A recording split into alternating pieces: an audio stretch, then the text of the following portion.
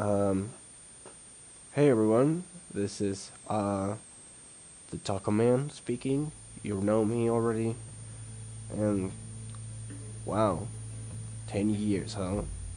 10 years of the Return of Freddy's. 10 years of this silly game that's old as the original franchise itself. It's just so amazing, that the fandom's still alive after all this time. 10 years, and the fans, we're still making stuff just for the passion of this stupid, silly little game that we love.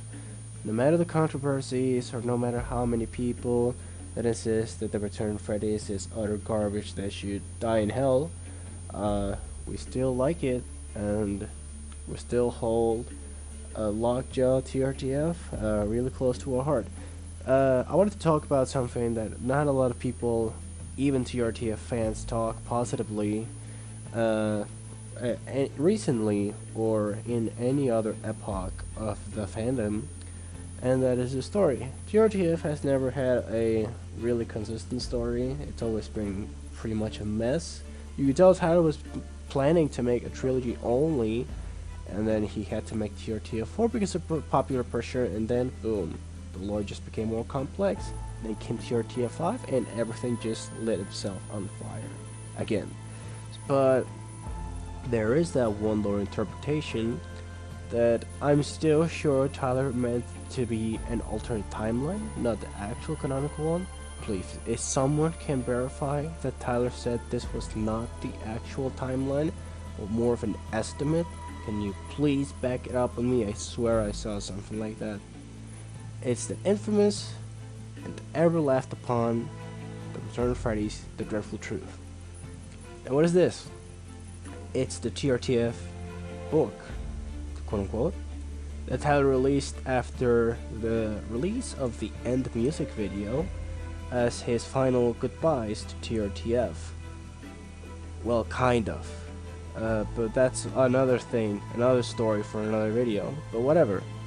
It's a book that's basically a compilation of most of the lore's most important events, because undoubtedly Tyler must have forgotten something that he didn't include in.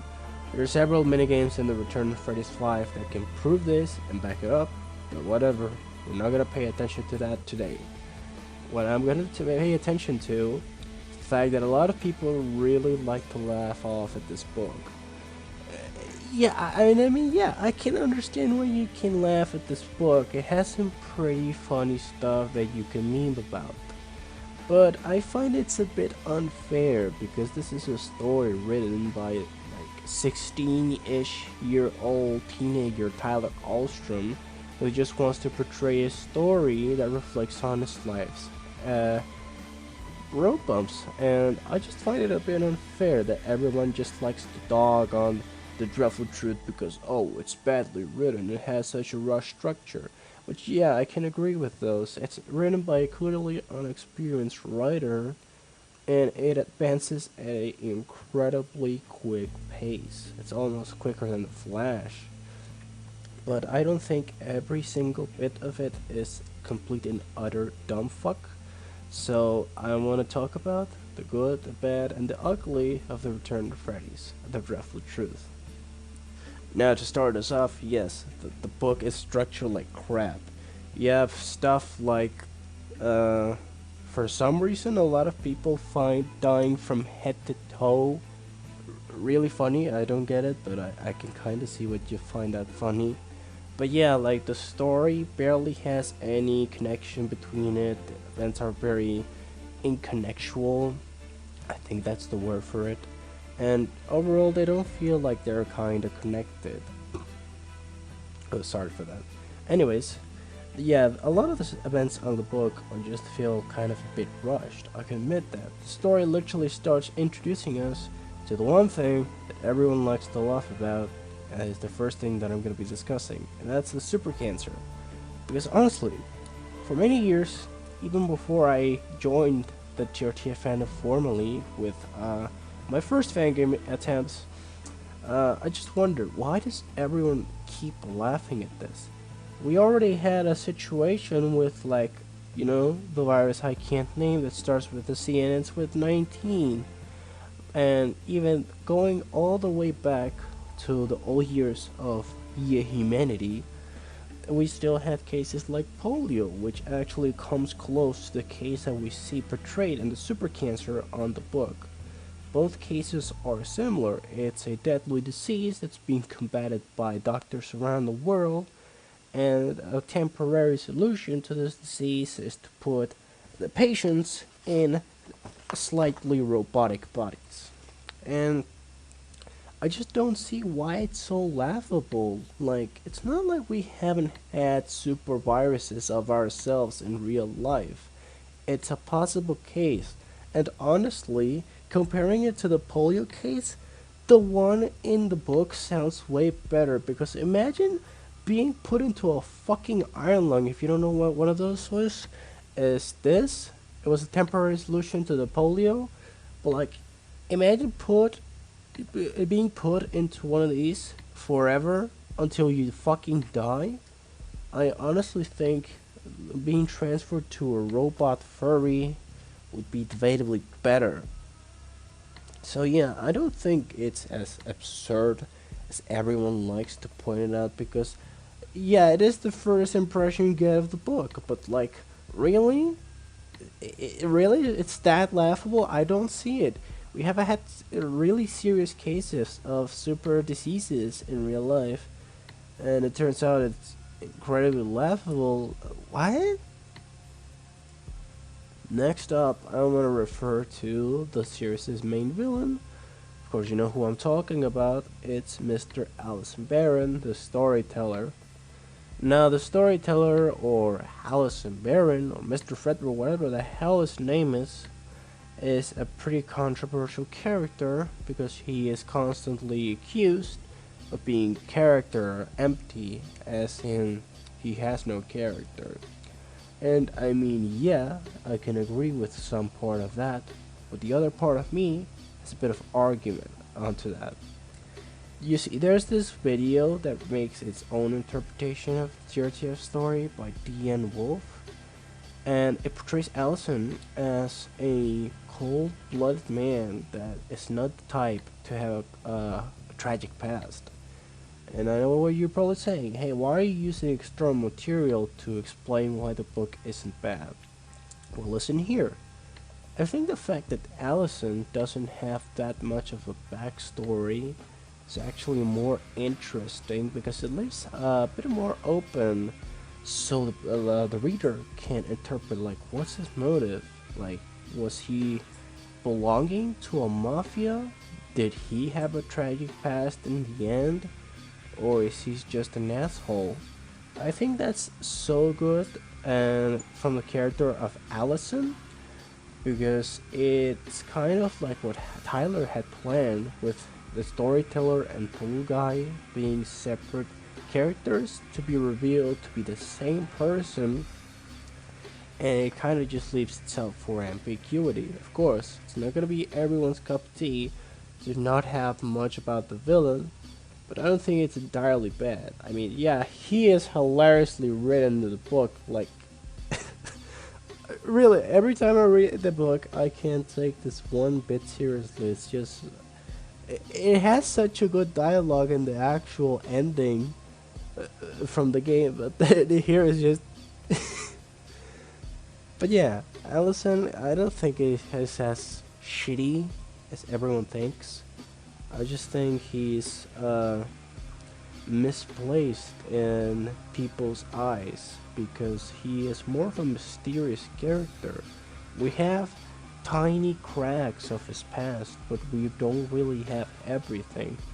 And honestly, I think that's a better concept than to know absolutely everything about this villain, or at the very least, have an outline of his intentions. Like, we get he wants to control the world, but at the same time, we get hints in the story that he's just megalomaniac, control freak that doesn't like when others don't play by his rules, and basically wants to have everyone tied to his chains. And I honestly think that's a perfect, really cool concept for a villain, at least in my eyes, of course. Now let's continue on with something a little bit more strange and honestly kinda hurtful to the book. You see, it's mentioned a few times that BFP has some friends, and sometimes in some minigames they're depicted as the original dead children from the FNAF franchise. They're often portrayed as abusive, and it could lead to an interesting arc where they are just complete dicks. But then it turns out when they're dead, they see the good in BFP and follow him on their crusade to get the final revenge. But sadly, that doesn't really happen in the book because they are kinda gone. I'm not really sure right now, but I think they just get a passing mention, and that's it. It actually goes as far to have two BFPs. The first one is Charles, Ron's son, and the other one is just a random unrelated kid called BFP. Yeah, no actual name drops, just BFP, Brony Formers Prime. Yeah, that's that's why Tyler was called like that. If you didn't know, but honestly, uh, this is the one point I can't defend that much as the others, because whereas the others had a bit of element that redeemed them, like Alison's ambiguity or Super Cancer's relation to actual diseases that had occurred in real life. This one is just kind of dumb, honestly, because you're replacing characters from the franchise you're basing your games upon with two versions of your self-insert, because yes, Lockjaw is a self-insert of Tyler's. So yeah, I really can't defend this part, but this segues into another part that I do want to talk about, and it's probably the most discussed part of the book overall. But I still want to delve deep into it because I see some people that basically think that there's no sense in Gron's character. Now, Gron is one of the major characters of the story, of course. It's the green guy, the jester, the insane jester, if you will. It's a crazy character that showed up in all of these games without any context until TRTF 4, where we start to learn more about him. He's friends with Vincent, the purple guy, has a family who all die horribly in tragic accidents, and we got the man himself, Gron Tacoman, which literally means green corpse, by the way, in Swedish. Not kidding. Uh, he gets a bit undermined in the book to some people's eyes because he's kind of just portrayed as this sad, depressed man who just kills himself for whatever reason in the golden lockjaw suit. But if you delve deeper into it and the concepts that really didn't make it into the book, but did make it into the games, you could tell there's something wrong with Ron the way he overall acts. Even before his transformation into the insane jester that he eventually adopts as his seemingly new persona, you can tell there's something off about him because he has a family. He has a completely normal life, but there's just something off about him. He's basically like a bomb that's about to tick and just explode whenever, like immediately take its clock and without any hesitation just blow all of its contents on whatever bastard is unfortunate enough to receive all of that deadly load. You see, Gron is the most tragic character out of all of this story. Not only is he deprived of a good life, but he is tortured constantly throughout this book because Alison saw something in him. He saw a spark that was broke when he broke his trust when he accompanied Vincent to try and sabotage the machine and liberate Alison's slaves. He simply couldn't leave the poor jester man alone. He had to break him until he finally crumbled upon his very hands. And I think that's such an amazing concept. Have the main villain start all the events that will transpire in the future, all because he's just that much of a control freak. And it really outshines the character of Gron as this just sad man who tries to make a living out of himself, making act of a fool, but he just simply can't find happiness. He can't find that control inside of him that can balance out all of that crap out of his life and to a peaceful life. And it elevates the concept of the prophecy. That's another point that it's not really discussed in the book either, but it's slightly implied that the prophecy is something important. It's actually the new way that Gron justifies its new death. He starts torturing a hallucination of himself, which is trying to explain that minigame from the Return of Freddy's 3. Was it the Return? No, it was the Return of Freddy's 4. I apologize. Where he's torturing seemingly his own son in GPD, and then he starts to just go down on this dark spiral of hearing his voices in his head constantly repeating, chanting about a prophecy, and seeing how there's so much meaning, so much attention directed to the torture device, a character from the 5th game. It's clearly something directed towards that kind of implication that there's something behind that mysterious entity that it casually looks a sort of like Gron. Perhaps there's even a deeper connection that we're not trying to see or are just not seeing at all between the prophecy and the Gron. Because clearly this character was meant to be linked to this said prophecy, seeing how there are so many TRTF 5 minigames that directly link Gron to the prophecy, or even Charles himself in one of the TRTF 5 runtime demo flashbacks. And I just think it's sort of haunting how it obviously gives this connection to such an seemingly important event of the story to this major character that actually looks like one of the biggest icons of imagery in the whole franchise. Another thing that I think the Dreadful Truth does, and it does nicely, is condensing all of the game's story into one single readable product. Because a lot of people you seem to just prefer trying to make a story out of the bare bone concepts that we have outlined in the games. Well, both the games that didn't release and the ones that we did get in the form of Volume 1, even going beyond to stuff from like major updates, even with stuff like Nightmare Lockjaw and its seeming connection to The Road That Falls and Torture Shadow Lockjaw and stuff like that. But the Rebel Truth condenses it in all just one digestible product.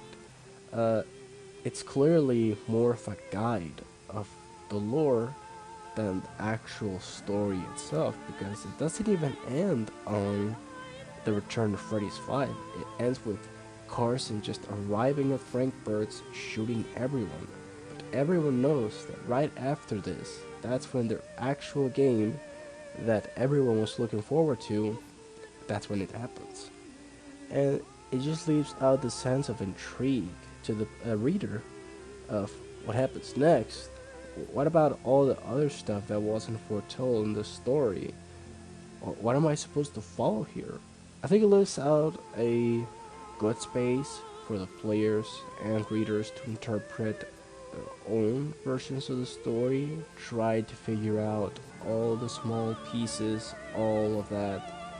And honestly, I think that's really amazing, giving a simplified outline of the story to you and letting yourself fill in those blanks, trying to make out whatever you want of the story. Because, I mean, Obviously, we all love Revelations as much as the next guy, but sometimes a story is better without revealing all of its biggest secrets, all of its biggest surprises, everything that's inside that damn crate.